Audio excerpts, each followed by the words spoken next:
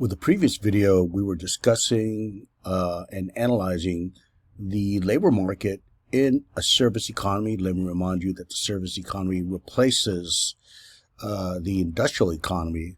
By this time, we're talking the 70s and 80s.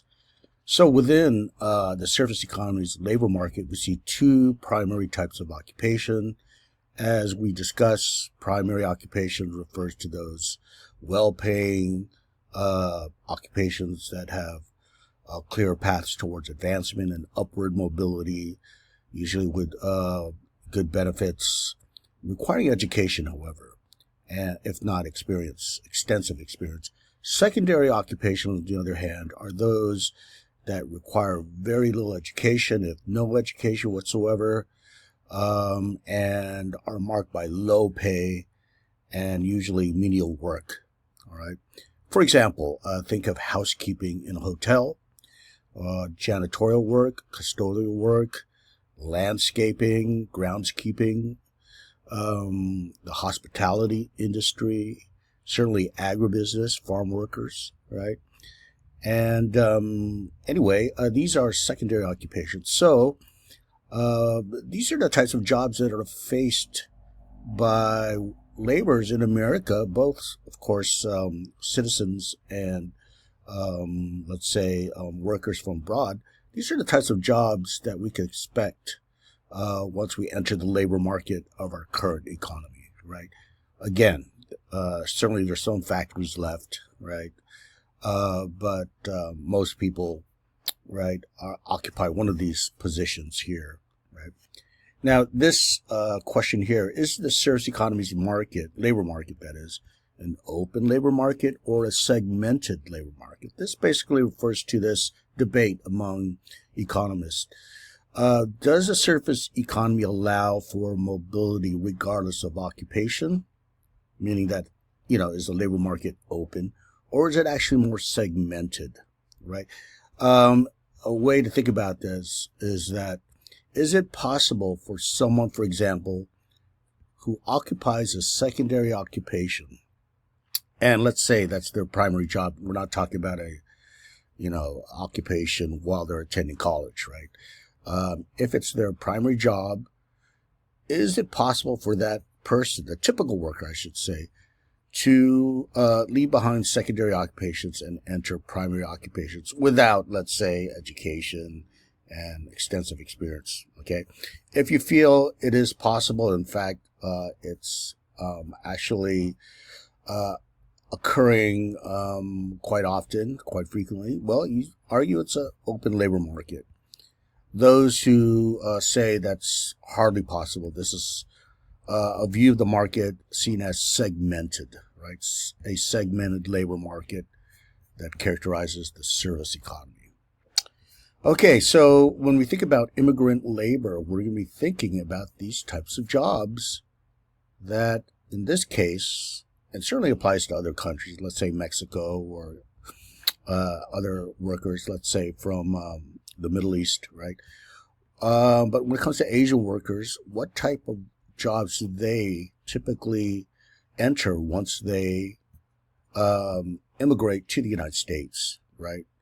And usually they are pulled to the country by certain visas that we'll discuss very soon.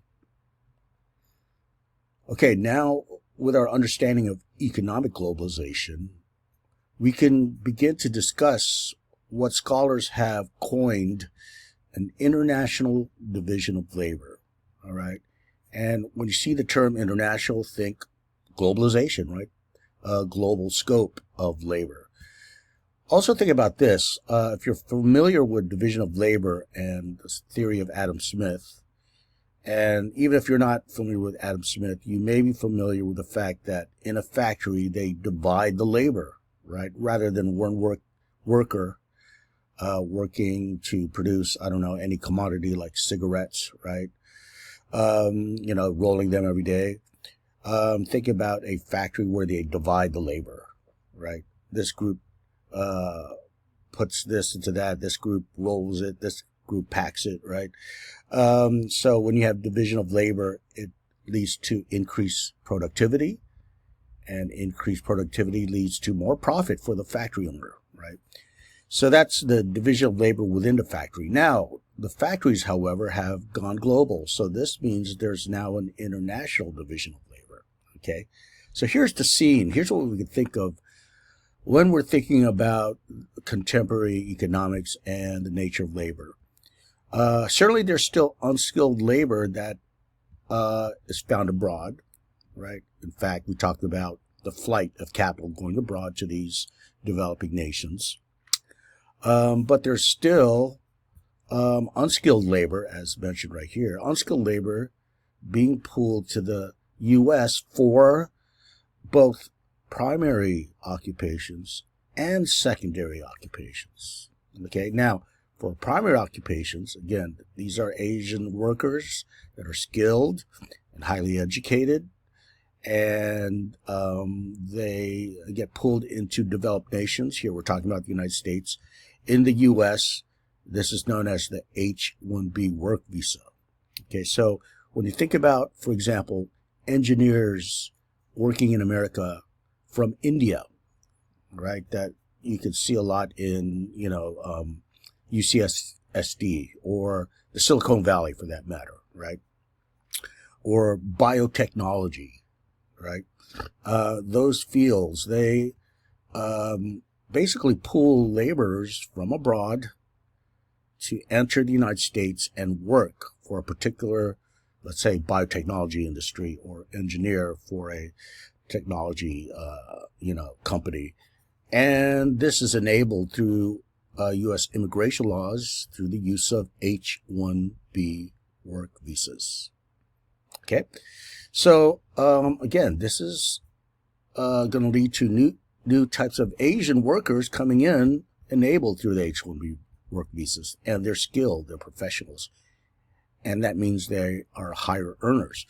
But that doesn't mean there's no unskilled workers. In fact, a good portion of Asian immigration come in as unskilled laborers, right, for low-wage work, and this is enabled through the H-2B visa. For example, nannies and caregivers for the elderly, restaurant workers, retail, hotel work, so forth. Okay, so certainly this happens, and of course other countries.